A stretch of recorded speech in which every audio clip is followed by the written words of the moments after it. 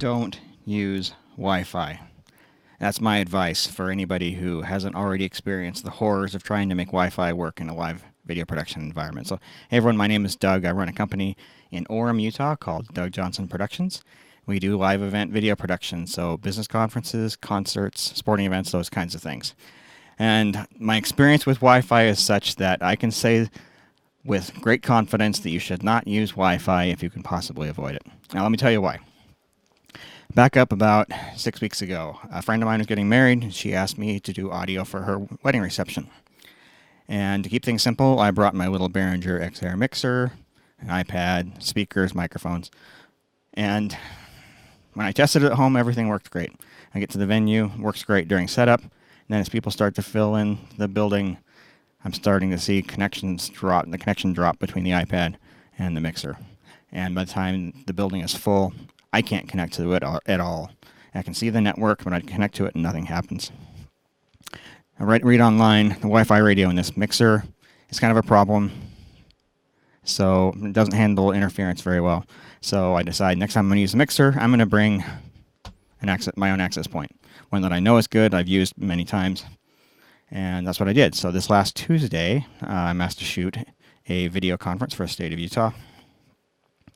And I get there, set things up. I can't connect. I can see the network.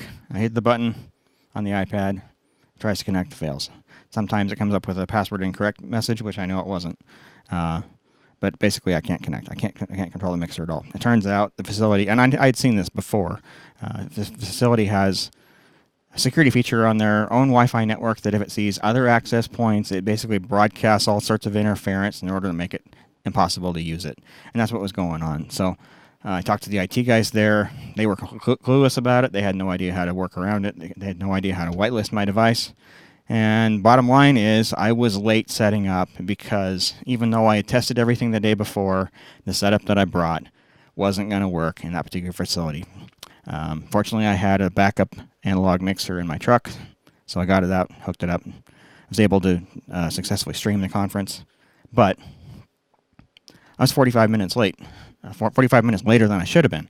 My setup time actually ate into the first few minutes of the conference because of the unforeseen problem. So basically, Wi-Fi, don't consider it reliable technology. One other experience I had with it, a month and a half ago, we shot an event called Real Sessions, where musicians come into a recording studio, they play whatever songs they want for an hour. We shoot music videos at the same time the studio is recording it. This particular facility did not have a wired internet connection. They only had wireless. And I connected my trailer to it. The stream is up and down all day. So even though you'd run a speed test and everything looked great, it was reading 100 megabits a second, both up and down, low latency, everything looks good. But the fact that it was Wi-Fi, the stream was low resolution. It was getting blocky. We had problems with blockiness, stuttering, all sorts of issues that you experience with an unreliable connection. So bottom line is, if you can possibly avoid it, don't using Wi-Fi. Now, unfortunately, that means there's one piece of equipment that's very common you're going to have to avoid using: iPads. There isn't an easy way to hook an iPad up to a wired network. So basically, that means that iPads kind of have to be avoided when doing video production, just because you can't trust the Wi-Fi is going to work for you. So anyway, that's my advice. Avoid using Wi-Fi. If you guys have any questions or your own horror stories, share those in the comment section down below. I'd be anxious to read those, and any questions I'll try to answer as quickly as I can. If you are new to the channel, please consider subscribing. I do content related to video production about once a week. This channel has been doing this sort of content now for about 2.5 years.